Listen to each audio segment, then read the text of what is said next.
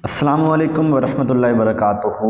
आज हम जो है सिंध पब्लिक सर्विस कमीशन का पहला पेपर जो है वो करने जा रहे हैं। इससे पहले हमने 15 पेपर जो है वो पंजाब पब्लिक सर्विस कमीशन के जो है वो कंप्लीट किए और अब सिंध का पेपर को देखते हैं। इसके अंदर जी ईमेल एड्रेस जो है वो लिख लेते हैं, पहले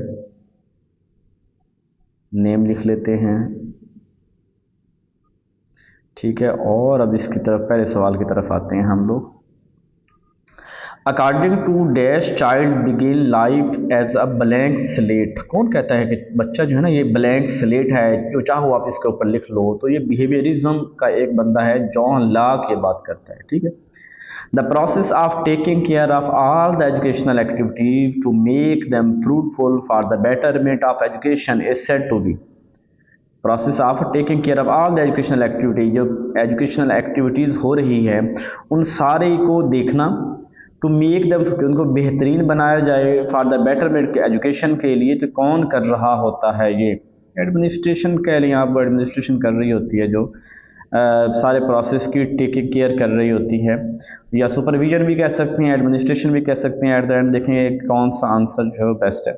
the process of getting work done through coordinated effort and other people, यानी वर्क डन की बात करना, जो एग्जीक्यूट की, ये मैनेजमेंट का काम होता है, ठीक है। The formal systematic application of the scientific method to study the educational problem is called educational research। यानी एजुकेशन के जो प्रॉब्लम को फाइंड करने के लिए स्टडी होती है साइंटिफिक, एजुकेशनल रिसर्च बोलते हैं। और the degree to which a test consistently measure whatever it measure, ये वैलिडिटी की डेफिनेशन है कि वो मैयर करे जो वो मैयर करना चाहता है। यानी अगर देखें एक टेस्ट के आप एमसीक्यूज बेस्ड टेस्ट लेना चाहते हैं और पेपर देने गए हैं तो वहाँ पे शॉर्ट क्वेश्चन होंगे तो वो वैलिड नहीं होगा। इसी तरह आपने 2 चैप्टर पढ़ाए हैं और पेपर तीसरे चैप्टर से बन गया है तो वो वैलिड नहीं होगा। यानी वट एवर इट, जो आपने क्लेम किया है वही आप मैयर करें, जो आपने बात की है, जो आपका इरादा आपने जाहिर किया वही मैयर करें, तो ये वैलिडिटी होगा। The primary purpose of ERIC, हम जब वो आर्टिकल सर्च कर रहे होते हैं रिसर्च के, तो ERIC educational research institute centre है, इस तरह कुछ है इसका बनता। और ये जो है ना मतलब रिसर्च के है, जब आर्टिकल वगैरह, जो करंट आर्टिकल वगैरह हमने सर्च कर दिया तो उसके लिए है। To develop programme that seek to anticipate, यानी ऐसा प्रोग्राम जो एंटिसिपेट, मुस्तकबिल के मुताबिक बताए, इंटरवीन करे एंड प्रिवेंट करे प्रॉब्लम को related to adjustment will be major responsibility. यानी बच्चों को ना जो है वो मुस्तकबिल के बारे में अच्छा बताना, उनको जो है ना वो मुस्तकबिल के हार्म से बचाना, ये सारी चीज़ें ना एलिमेंट्री लेवल पे हमें जो है ना वो कर लेनी चाहिए। द काउंसलिंग में भी, ये काउंसलिंग जो होती है ये प्रिवेंटिव, यानी उनको किसी चीज़ से, किसी बुरी चीज़ से बचाने के लिए। डेवलपमेंट, कोई नई चीज़ उनके अंदर इनकलकेट करने के लिए। थेरापेटिक, किसी चीज़ का इलाज करने के लिए। ये सारी चीज़ सब के लिए हो सकती है काउंसलिंग, किसी भी चीज़ इनमें से, ये जो मसले लिखे हुए हैं इनमें से किसी के ऊपर भी हो सकती है। In the process of guidance the focus of attention is individual होता है। बेसिकली बात तो चाहे तबाही कर रहे हैं, लेकिन असल फोकस हमारा हर इंडिविजुअल की ज़ात है, उसको बेहतर करना है। गाल्टन, फ्रांसिस गाल्टन ने ना जो है वो थ्योरी दी थी पर्सनैलिटी डिफरेंसेस के हवाले से। तो different test and measurement to measure the physical and mental abilities of, किन की, तमाम ह्यूमन बीइंग की जो मेंटल इलनेस है, मेंटल एबिलिटीज़ हैं और फिजिकल, यानी वो उसने पर्सनैलिटी को जज करने के लिए ना इसने कोई टेस्ट बनाए थे फ्रांसिस गाल्टन ने। एजुकेशनल डिवेलपमेंट ऑफ 1944, 1944 को ना सार्जेंट रिपोर्ट तो स्कीम तो कहते ही हैं, साथ में पोस्ट वार भी कहा जाता है क्योंकि जंग के बाद हुई थी। वर्क डिस्पैच की बात भी करते हैं, तो सारे इसमें जो है ना वो वर्क डिस्पैच, तो डिस्पैच रिपोर्ट, पोस्ट वार प्लान और सर्जेंट रिपोर्ट, ये दोनों होंगे। द प्रीलिमिनरी फेजेज, यानी ये प्रीलिमिनरी फेजेज कौन सा होता है? प्लानिंग वाला फेज जो पहले हो रहा होता है ना, प्रीलिमिनरी पहले वाला। करिकुलम डेवलपमेंट का, when curriculum worker take action to establish the plan, जहां वो प्लानिंग कर रहे होते हैं तो करिकुलम प्लानिंग होगा, जो पहले काम होता है। The oldest method for study of behaviour, तो इंट्रोस्पेक्शन सबसे ओल्डेस्ट में, टीचर उसके विलियम वोंट के शागिर्द ने ये दिया था, और ये साइंटिफिक मेथड नहीं है। The focusing of perception, focus करना, परसेप्शन लेना, डेट लीड टू ग्रेटर, यानी कोई बंदा अगर फोकस है और बड़े फुल ध्यान के साथ कर रहा है तो सही बात है वो अच्छा लर्न करेगा, अच्छा स्टिमुलाई वो, तो ऐसे ये अटेंशन होगी, यानी अच्छी फोकस में अटेंशन ही होगी। फैक्टर विच में क्रिएट लर्निंग डिसेबिलिटीज, कौन से फेज हैं जो लर्निंग डिसेबिलिटी क्रिएट्स? हेरिडिटी, बिल्कुल विरासती तौर पे लर्निंग डिसेबिलिटी हो सकती है। एनवायरमेंटल हो सकता है, बिल्कुल इन्वायरमेंट की वजह से भी, जैसे अब देखें ना ना कोई ओजोन की वजह से ये कोई ऐसा अंधा हो गया है, तो डिसेबिलिटी इस तरह की भी हो सकती है, कोई लाइट ऐसे पड़ गई। साइकोलॉजिकल डिस्टर्बेंस डिसऑर्डर, ये भी हो सकता है कि उसे साइकोलॉजिकल कोई मसला हुआ और वो उसे this lead him toward disability, सारे हो सकते हैं। The concept of curriculum was given by, ये करिकुलम का कंसेप्ट किसने दिया था? यहाँ पे देखें ये जॉन डेविड, और ये 1949 के अंदर इसने टेलर ने बिहेवियरिज्म मॉडल दिया था अपना, ये जो है वो टेलर ने मॉडल दिया था करिकुलम का। तो ये करिकुलम वाला बंदा यही है इनमें से। At the time of independence, Pakistan के आज़ादी के वक्त, the curriculum development from class 6 to, शुरू में ना जो करिकुलम डेवलप करते थे ये यूनिवर्सिटियाँ करती थी। आपको पता है पहले पेपर भी बोर्ड यूनिवर्सिटी लेती थी मैट्रिक तक, ये बाद में 1959 के बाद जो है ना वो 1962 के अंदर ये सानवी बोर्ड बने और तब जाके उनके पेपर, पहले यूनिवर्सिटी सारे काम करती थी। The system of curriculum development Pakistan है, पाकिस्तान में करिकुलम जो है ना वो हायर लेवल पे, सेकेंडरी लेवल पे ये सेंट्रलाइज्ड है, ऊपर से बनाया जाता है। देखिए क्या हाई स्कूल का 9वीं 10वीं का सिलेबस डिस्ट्रिक्ट लेवल पे बनाया जाता है कि हर डिस्ट्रिक्ट अपना अलग से हो, नहीं ना, तो मतलब प्रोविंशियल लेवल पे और कंट्री लेवल पे बन रहा होता है, तो इसलिए हम सेंट्रलाइज्ड बोलते हैं। The modern concept of curriculum, जो आजकल जो करिकुलम है चाइल्ड सेंटर करिकुलम को प्रेफर किया जा रहा है। When you use a search engine you specify on or more, जब हम कोई सर्च इंजन से कुछ सर्च करते हैं तो हमें क्या चीज़ कीवर्ड का इस्तेमाल होता है, जितना हमने स्पेसिफिकेशन में जाना है हमें उतना बेस्ट, उतना एक इस्तेमाल कीवर्ड हमें यूज करना है। The stage that characterises by test and olfactory discriminate, यानी कौन सी स्टेज है बच्चे की जब वो जो है ना उसका टेस्ट डेवलप हो जाता है, तो वो ये इन्फेंसी स्टेज है। बच्चा छोटा बच्चा जो है ना उसकी इन्फेंसी के अंदर जिसे पता चल जाता है कड़वा है, ये मतलब उसे पता चल जाता है ये मीठा है कड़वा है। इन SVIB ये कहते हैं स्ट्रॉन्ग वोकेशनल इंटरेस्ट बैंक। अब ये पता नहीं क्या है, मेरे लिए पंजाब वालों के लिए या मेरे लिए एक नई चीज़ थी, शायद सिंध वाले इससे पहले वाकिफ हों, तो ज़रा मुझे बताइएगा कि मैंने जो इसका समझा। SVI strong vocational interest bank each group of atom, यानी आप पेपर बना रहे हैं उसके अंदर एटम है, यानी कि MCQ जैसे होते हैं। The individual are asked to express the preference, तो वो इंडिविजुअल जो है वो उसको कहा जाता है कि अपनी प्रेफरेंस जाहिर करो। तो प्रेफरेंस लाइक भी हो सकता है, भाई तू लाइक करता है, डिसलाइक करता है, इनडिफरेंट, यानी जैसे हम सर्वे करते हैं इस तरह के, तो ये सारे इसके अंदर हो सकते हैं। General achievement test are also called general, इसे सर्वे टेस्ट भी कहते हैं जनरल अचीवमेंट। अब देखिए स्पीड टेस्ट पावर टेस्ट की दो अलग से चीज़ें हैं, इतने टाइम में इतने पेपर सवाल करेंगे, तो जनरल टेस्ट पावर टेस्ट की वो बात करते हैं, और अचीवमेंट पावर और स्पीड टेस्ट बात करते हैं। तो ये सर्वे टेस्ट होगा, general achievement test. For individual diagnose dash is recommended for evaluating the score of individual people, तो किस एज के अंदर जो है ना किसी इंडिविजुअल को डायग्नोज करना है, तो किस टोटल ग्रुप ग्रेड सारे का करेंगे, एवरेज करेंगे, मिडल एज ग्रेड, यानी कि जब आपने डायग्नोज करना है तो आप किसी को भी कर सकते हैं, ये total group grade norm, average norm, middle, यानी इस तरह नहीं होगा। तो इंडिविजुअल पीपल को करने के लिए अगर जज करना है तो ये फिर बाकी टोटल की क्या ज़रूरत है, एवरेज की क्या ज़रूरत है, मिडल एज दरमियान की, जब इंडिविजुअल को हमने करना है तो फिर वो इंडिविजुअल ही होना चाहिए ना, मतलब अब जज करना है किसी चीज़ को और एवेल्युएट डायग्नोज करना है तो इंडिविजुअल ही होना चाहिए। Achievement test measure dash ability of student, achievement test क्या मेजर करते हैं, attend expected general specific, achievement test measure specific ability of student, यानी हम देखना चाहते हैं इंजीनियर बन सकता है, डॉक्टर बन सकता है, वकील बन सकता है, स्पेसिफिक होगा। The new name of SVIB SCII किताब में लगा हुआ है, या मुझे इसका नहीं पता यार, ये मुझे आप लोगों ने खुद बताना है कि SCII क्या है, ये कोई सिंध के अंदर होगा, हमें नहीं पता इसका, ठीक है।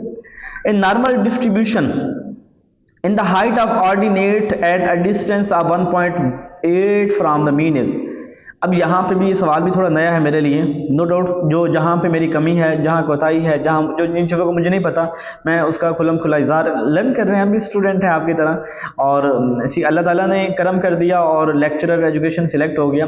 अदरवाइज़ ये नॉलेज की दौड़ तो कभी भी ख़त्म नहीं होती, और कब कोई भी इंसान भी परफेक्ट नहीं होता 100% उसे सब कुछ ही आ जाए। मैं इतना तो मैंने लेक्चरर लगने के लिए नहीं पढ़ा था, जितना मैंने बाद में जो है ना वो जब दोस्तों को पढ़ाने के लिए जितना मैं पढ़ने की कोशिश करता हूँ, तो इंशाल्लाह सीखते रहेंगे, आप लोगों से सीखेंगे।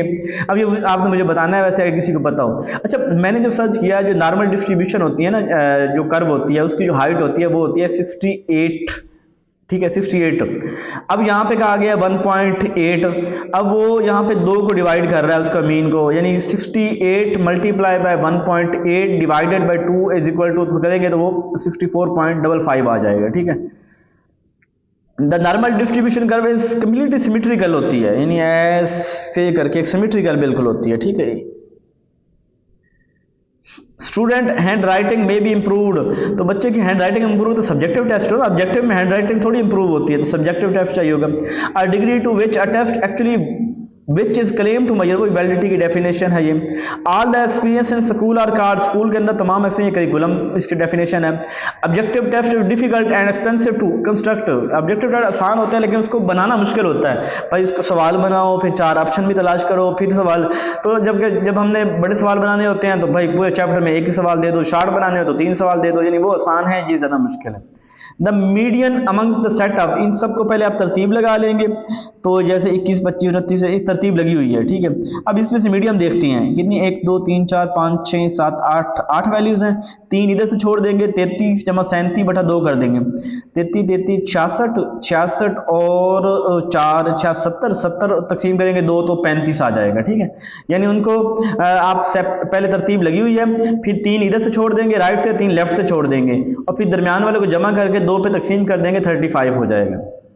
There is a positive relationship between socio-economic status and scores on an English proficiency indicated the, कह रहा है पॉजिटिव रिलेशन, जब पॉजिटिव किसी चीज का रिलेशनशिप हो ना, पॉजिटिव मतलब एक चीज के बढ़ने से दूसरी भी बढ़ रही है, जब पॉजिटिव रिलेशनशिप होता है तो उसको हम डायरेक्शनल बोलते हैं, ठीक है। जब सिंपल बात कि एक चीज के बढ़ने से, यानी सोशियो इकोनॉमिक स्टेटस, भाई इंग्लिश के नंबर अच्छे आने से उसकी सोशियो इकोनॉमिक स्टेटस बढ़ गया है, तो इट मीन ये डायरेक्शनल है, ठीक है।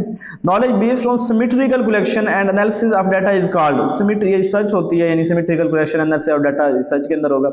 Report can be establish bye, कौन एस्टैब्लिश करता है, कब, यानी इन्वेंट्री क्वेश्चन, हर एक की रिपोर्ट बन सकती है, तो ऑल होगा। द हिस्टोरिकल रिसर्च या एनालिटिकल रिसर्च भी बोलते हैं, यानी एक्स पोस्ट फैक्टो, यानी जो हो चुकी है, एक्स पोस्ट फैक्टो जो हो चुकी है, जिसमें वेरिएबल मैनिपुलेट नहीं करना हमने, तो एक्स पोस्ट फैक्टो जो है वो हिस्टोरिकल रिसर्च है। In generalisation based on observation is called, generalise किया हमने बेस्ड ऑन ऑब्जर्वेशन की बुनियाद पे, तो ये इंडक्टिव होगा, यानी शुरू में ऑब्जर्वेशन यानी ऑब्जर्वेशन मुशाहिदे करना, और फिर एट द एंड नतीजा निकाला है, तो वो इंडक्टिव टू डिडक्टिव यानी इंडक्टिव होगा ये। A type of question in which subject checks, check क्या होता है, जहाँ पे हम एक लिस्ट बनाई होती है उसमें टिक करते रहते हैं, तो चेक लिस्ट होगा, ठीक है। चेक एंड अप्रोप्रिएट रिस्पॉन्स, यहाँ पे इसने किया जी, ये किया, ये चेक लिस्ट होता है। Selection of research problem in the first step, पहले स्टेप तो ये है कि report proposal design research design, selection of research problem in the first step, पहले स्टेप के अंदर हम क्या करेंगे, प्रॉब्लम को सिलेक्ट करने के लिए। रिसर्च डिज़ाइन तो बाद में डिसाइड कर रहे होते हैं, पहले प्रपोजल होती है, फिर डिज़ाइन, रिसर्च, एजुकेशन, रिसर्च, इस तरह चीज़ें होंगी। लीडरशिप, अब वो लीडरशिप होती है जिसका विजन होता है। लर्निंग ऑर्गेनाइजेशन, जिसके अंदर चीज़ें बड़ी सिस्टमैटिक तरीके से होती हैं, उसे ऑर्गेनाइजेशन बोलते हैं। ये एक्सपीरियंस एंड एजुकेशन, ये जॉन डवी ने ये बुक लिखी थी। The success of first interview often can be measured in willingness of the, एक इंटरव्यू अच्छा हो गया, उसका बुनियाद पे दूसरा इंटरव्यू, तीसरा इंटरव्यू तभी होगा जब पहले वाले अच्छे हों, जो सक्सीडिंग इंटरव्यूज होते हैं।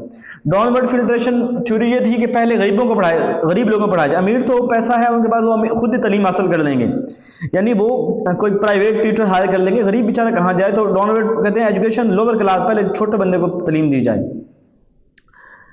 अच्छा, एलीट क्या कहती है, पहले हमें तालीम दी जाए।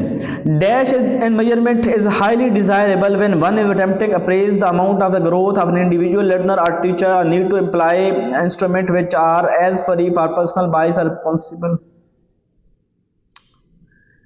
अच्छा, आपने कोई चीज़ मेजर करनी है, मेजरेबल हाईली डिज़ायरेबल, किसी को बड़ा आप डिज़ायरेबल है कि उसको हाईली यानी बिल्कुल ज़बरदस्त मेजर करना है, और उसकी अमाउंट की बात भी होगी, सारी ऑब्जेक्टिविटी होगी, यानी किसी चीज़ को बड़ा ज़बरदस्त तरीके से आपने मेजर करना है, उसके अमाउंट भी आपने देखनी है, उससे इंडिविजुअल की बात भी कर रहे हैं, तो ये सारी चीज़ें ऑब्जेक्टिविटी, मकसदियत। System of education is use ideographic language not phonetic, ये चाइनीज़ की जो लैंग्वेज है इसमें आइडियोग्राफिक फोनेटिक है लैंग्वेज, मैं करेंगे 500-600 कहीं है इनकी ज़बान के अंदर जो है ना, वो कहते हैं अल्फाबेट इस तरह। The humour of a youngster in middle childhood involve, जो मिडिल चाइल्डहुड का बच्चा है वो ह्यूमर मेरे ख्याल कहते हैं, जो उसकी सेंस होती है। तो जक्सटापोजिशन ऑफ सोलिटी एंड रियलिटी, कि वो रियलिटी और गाली के दरमियान में जो है ना वो अपने एक पोजीशन बनाएगा, प्ले ऑन वर्ड्स से सारी चीज़ें, बच्चे में सारी चीज़ें होती हैं। जो मिडिल स्कूल का बच्चा होगा उसका अंदर ये सारी प्ले ऑन वर्ड्स भी करेगा, सबका डिस्क्रिमिनेशन ऑफ मीनिंग भी सारा। X ray and other radiation can damage, ये बच्चे को यानी बार बार एक्सरे करते हैं ना, छोटे जो होती हैं लेडीज़ प्रेगनेंट, उनको मसला बन सकता है। साइकोलॉजिस्ट एंड एजुकेटर, ठीक है, in in no way minimise non individual life, educator की बात होगी, ठीक है। उम्मीद है कुछ ना कुछ समझ आ गई होगी, और कुछ सवाल नहीं भी अगर आए होंगे तो इसको खुद क्लियर करने की कोशिश कीजिएगा, मुझे भी बताइएगा, अपना ख्याल रखिएगा, जज़ाकल्लाह।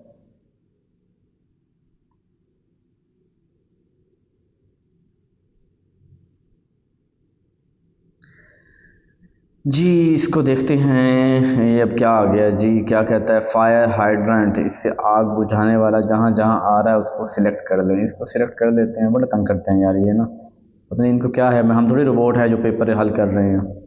अच्छा जी, स्कोर कितने हैं ये देखते हैं जी, 46। कितने गलत हो गए हैं मेरे? 5 गलत हो गए हैं। 5 से मुराद एक तो ये नाम वाला गलत हो गया, इसका नंबर तो नहीं देना चाहिए था। बाकी देखते हैं, controlling the process of taking care. अच्छा, टेक केयर कर रहे हैं, केयर करना, कंट्रोल करना, ठीक है। मैंने तो जल्दी में गुजार दिया कि जब आप किसी की चीज़ की टेक केयर कर रहे होते हैं, इट मीन उसको कंट्रोल कर रहे होते हैं। The duty to which attest, oh sorry sorry, ये मैंने गलती जल्दी में कर दिया। कंसिस्टेंटली, कंसिस्टेंट की बात आ गई तो रिलायबिलिटी होगा।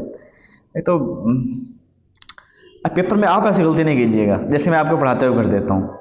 तो कंसिस्टेंटली की बात आ गई तो ये रिलायबिलिटी ही होगा, ठीक है। ये मेरी ही गलती थी, दोनों मेरी गलती थी, जानबूझ के मैंने नहीं किया और बस कर दिया, जल्दी में कर दिया। आप बहुत अच्छे बच्चे हैं, प्यारे बच्चे हैं, आप लोगों ने नहीं करना, ठीक है। अच्छा जी, हॉरिजेंटली नॉर्मल डिस्ट्रीब्यूशन, अच्छा ये यार मैं इसको ठीक कर देता हूँ, ये मेरा आंसर गलत है, इधर गलत लिखा हुआ है, ये कम्प्लीटली होना है, ठीक है। मैं इसको अभी उसके अंदर टेक्स्ट के अंदर ठीक कर देता हूँ।